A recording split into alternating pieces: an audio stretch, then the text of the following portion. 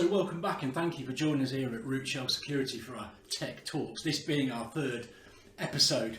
So you may remember back in episode 1 we talked about smishing or social engineering by delivering phishing campaigns via text messages on your mobile phone. Now I just thought I'd briefly cover this again today and just dig in a little bit deeper, as we've had quite a great deal of interest in this matter. As I'm sure we've all experienced them, I also had some phishing sort of smishing texts over the last few weeks, mainly relating to banking. Now, there are a few things you can do, due diligence if you like, to ascertain some of the legitimacy of these texts. It's a bit of a home help thing really, but we're just going to go through. Now, I've got a text here you can see that arrived from a mobile phone claiming to be from HSBC, essentially asking me to click on the link that you can see there in that text message. Later that day I actually received a similar text from a different mobile phone number claiming to be from Lloyds Bank, believe it or not, and again with a link, this time to a different URL. Minutes later I had another smish text that came in. I was getting a flurry, claiming again to be from Lloyds Bank with the same link. Now, like I said, there's a few things you can do to kind of root out the legitimacy of these texts, and if you can operate your favourite preferred sort of search engine and you fancy doing a bit of due diligence yourself. One is to search for the actual mobile phone number, or the number which has been obviously displayed as being the source. And there are a number of websites out there that will collate and rate numbers based on reputation, etc. So by pumping this into your favourite search engine, you'll find that there are a number of sort of websites there that will look at this number and then have some feedback by other people potentially, and that might give you an indication as to the legitimacy of the sender, if you like. The other thing you can do is research the web link, or the link that you get in that message. Now, do not visit the link or action the link in your phone, or even take that address and then pump it into a browser on another machine, because this is what the attacker wants you to do. So don't actually do that. Now you can use some online tools, things like Whois and other domain tooling, to find out where and when the domain, for example, was registered. You can even resolve that to an IP address, and also find out if there's any web presence at the resolving end, and maybe taking that domain name, see where it lands on the web. Basically, just don't reply to the text, and don't click on any of the links, and don't visit any of the websites indicated in the text either. Okay, so moving on, let's dig into social engineering and let's work out what it is. A good thing to do here would be for me to try and define what social engineering is. So for me, my spin on it, in a nutshell, it's hacking the human psyche. In contrast to, say, hacking a computer system, brute forcing a password, bypassing authentication on an application. The whole attack essentially leverages the exploitation of the human trustability in order to render confidence by the attacker to the victim, to render some kind of gain, and that is typically done unwittingly knowing to the victim. It's a confidence trick. Without going into it too deep within his tech talk, because it does go beyond the scope of this particular tech talk, all of us depend on trust. We depend and rely on society, and we understand how we should comply with certain rules and certain laws, and we all expect this to just happen, and essentially the world continues to spin. We buy into this trust model. If an attacker was able to, say, exploit your levels of social reliance or your social compliance, for example, a great deal of devastation can be yielded. Let's give a scenario.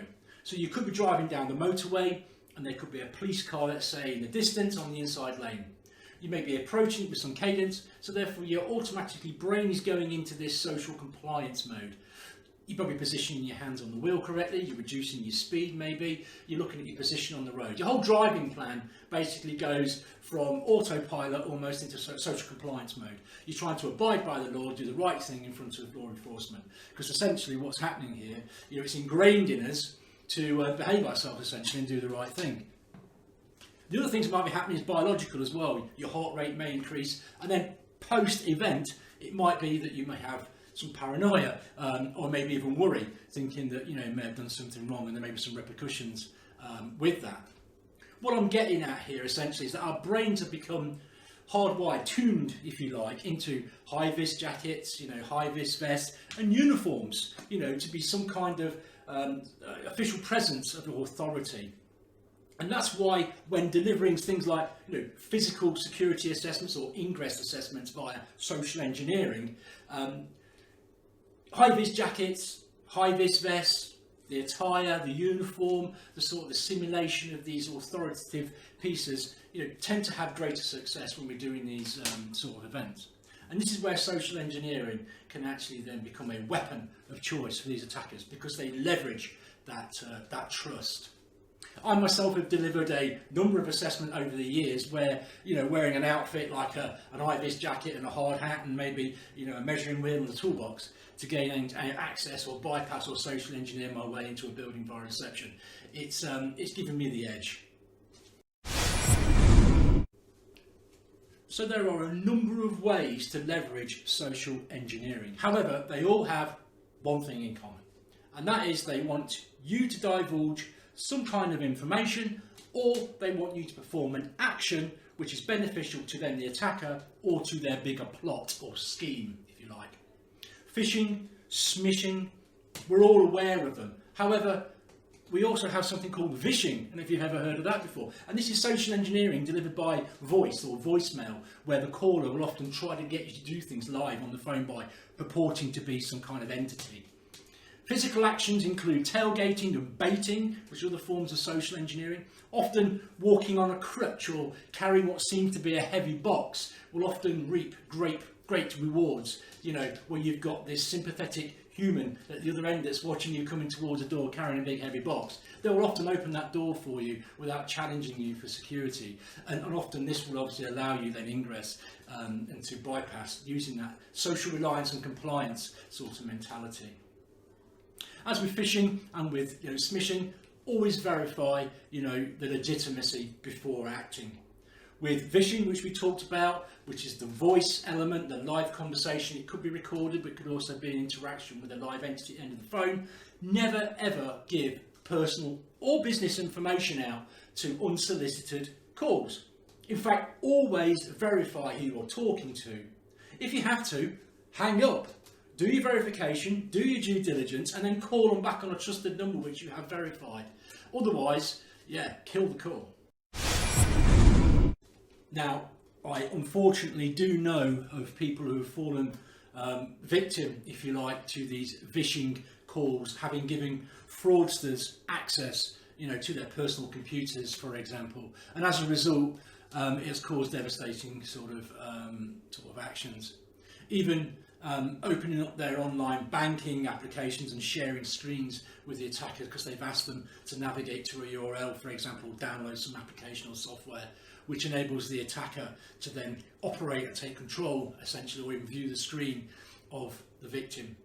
Essentially, these people have been relieved of their life savings. It's devastating. So please never deal with unsolicited calls that ask you to obviously share your computer for anything at all. Furthermore, just because someone appears also at your door or maybe at your business with your reception and they have a badge and a vest or a jacket, it does not provide them with the right of passage. Challenge, verify. Who are these people? Who are there to be seen? Do they need escorting?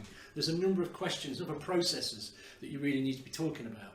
And these types of social engineering attacks also leverage misdirection.